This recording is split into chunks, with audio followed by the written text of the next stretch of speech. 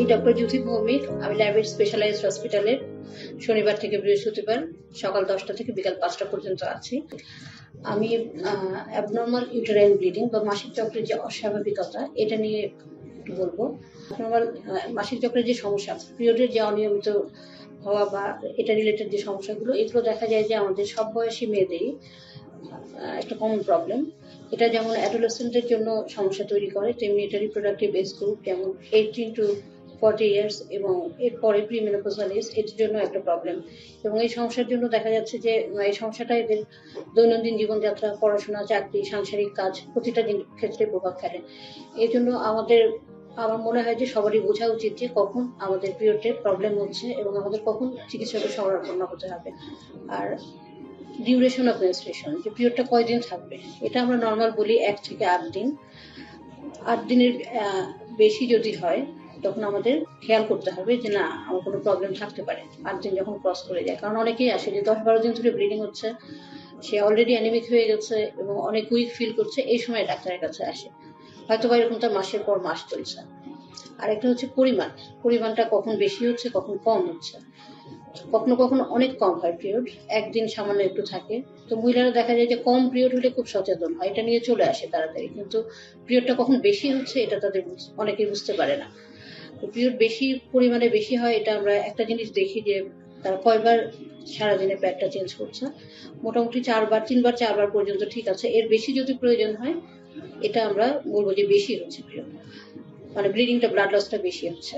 আর আরেকটা ব্যাপার, নর্মাল যখন মেনস্ট্রুয়াল ফ্লোটা যখন নর্মাল হয়, ব্লাড লসটা যখন নর্মাল অ্যামাউন্ট হয়, তখন কিন্তু এখানে কোনো ক্লট থাকবে না।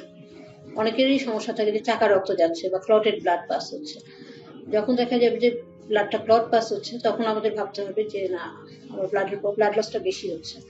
তো এসব ক্ষেত্রে ডাক্তারের কাছে আসা উচিত। আর কিছু ভুল ধারণা আছে কম বয়সী মেয়েদের ক্ষেত্রে দেখা যায়, এবং রিসেন্ট প্রায় পাচ্ছি এরকম মেয়েদের, 12, 14, 16 বছরের মেয়েদের দেখা যাচ্ছে তাদের পিরিয়ডটা শুরু হওয়ার পরে খুব ঘন ঘন হচ্ছে, হয়তো প্রলংড হচ্ছে, 1 মাস ধরে ব্লিডিং হচ্ছে, কিন্তু মায়েরা মনে করছে যেহেতু তার বয়স কম, এটা বোধহয় স্বাভাবিক, এটা বোধহয় এমনি ঠিক হয়ে যাবে।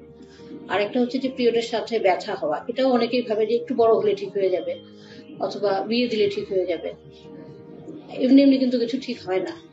এরকম যখন হয় তখন অবশ্যই কোনো প্যাথোলজি আছে। অনেক মেয়েকে এমন অবস্থায় মায়েরা নিয়ে আসে যখন তার ব্লিডিং হতে হতে হিমোগ্লোবিন তার 5-6 চলে আসছে, এবং দেখা যাচ্ছে মেয়েটা স্কুলে যাচ্ছে না, লেখাপড়া করছে না, সবসময় মেজাজ খিটখিটে, খাওয়ায় রুচি নাই, কিন্তু মায়েরা এই পর্যন্ত যেতে দিচ্ছে যে তার হিমোগ্লোবিন এত কমে যায় কেন।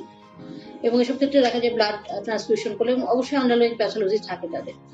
তো মায়েদের প্রতি অনুরোধ, এই সমস্যা নিয়ে মেয়েদেরকে বাসায় বসিয়ে রাখবেন না। আর আরেকটা খুব ভুল ধারণা আছে যে পিরিয়ড বোধহয় মেনোপজের আগে, বন্ধ হয়ে যাওয়ার আগে আগে ব্লিডিং বেশি হতে পারে। মেনোপজের আগে কিন্তু ব্লিডিং বেশি হয় না। সাধারণত যেটা নিয়ম, মেনোপজের আগে আগে দেখা যায় যে ইন্টারভ্যালটা বেড়ে যায়, হয়তো বা 3 মাস পরে ব্লিডিং হয়, 6 মাস পরে ব্লিডিং হয়, তারপরে ধীরে ধীরে বন্ধ হয়ে যায়। কিন্তু যখনই দেখবেন যে আপনার প্রি মেনোপজাল এজে অতিরিক্ত রক্ত যাচ্ছে, ব্যথা হচ্ছে, এটা নিয়ে প্লিজ ঘরে বসে থাকবেন না, অবশ্যই চিকিৎসকের শরণাপন্ন হন এবং আমাদের কাছে আসুন, আমরা আইডেন্টিফাই করি এবং চিকিৎসা দিই।